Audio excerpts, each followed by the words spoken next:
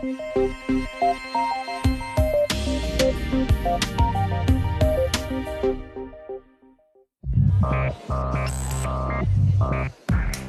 l'IFA de Berlin, la grande foire de l'électronique en Europe, les robots se sont taillés la part du lion.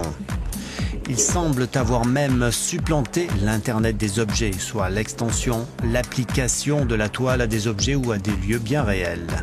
Les voici désormais qui envahissent notre quotidien. Cela fait un moment maintenant que l'on peut voir des robots. Quant à la tendance, bien sûr qu'il y en a une. Les robots sont dans les usines depuis des années. C'est juste que maintenant on commence à les voir à la maison. L'Internet des objets, donc l'automation, est finalement devenue abordable pour les consommateurs moyens. Avec par exemple des robots nettoyeurs de vitres, des robots qui vont contrôler des choses à la maison comme surveiller des animaux ou leur donner à manger par exemple.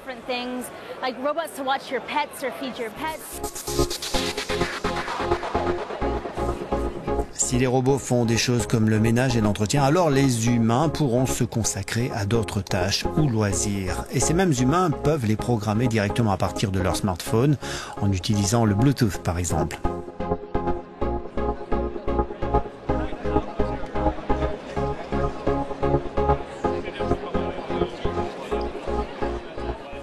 Les robots sont une niche, ils règlent certains problèmes particuliers dans les universités, dans les usines. Et finalement, tout comme Internet, qui était une émanation gouvernementale pendant 40 ans, avant qu'il ne devienne public, ce sera pareil pour les robots. L'idée, c'est comment peuvent-ils devenir utiles pour les consommateurs.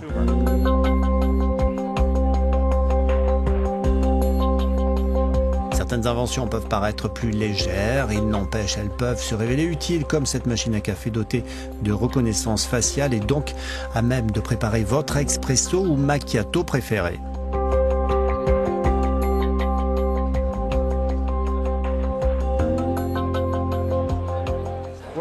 Nous n'essayons pas nécessairement de remplacer tout ce que nous faisons dans la journée avec des robots. En fait, nous essayons de les rendre intelligents. Ceci dit, il y a beaucoup d'emplois industriels, d'emplois manuels qui peuvent être effectués par des robots. Mais pour l'utilisateur quotidien, pour moi, il s'agit plus de contrôler des éléments de nos vies que nous voulons contrôler avec nos smartphones, par exemple.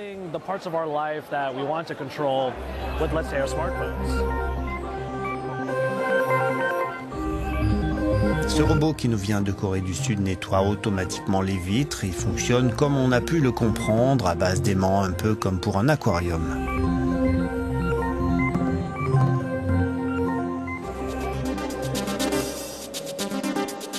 Toujours à base de champs magnétiques, ce haut-parleur suspendu dans l'espace.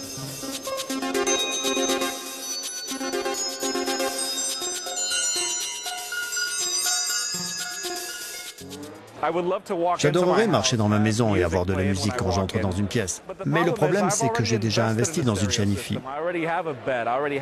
J'ai déjà un lit, j'ai déjà un réfrigérateur. Et ces produits peuvent durer 20 ans.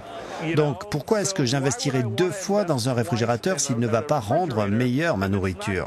Il va simplement être suffisamment intelligent pour contrôler la température et me faire gagner un peu d'argent. Mais c'est vraiment tout.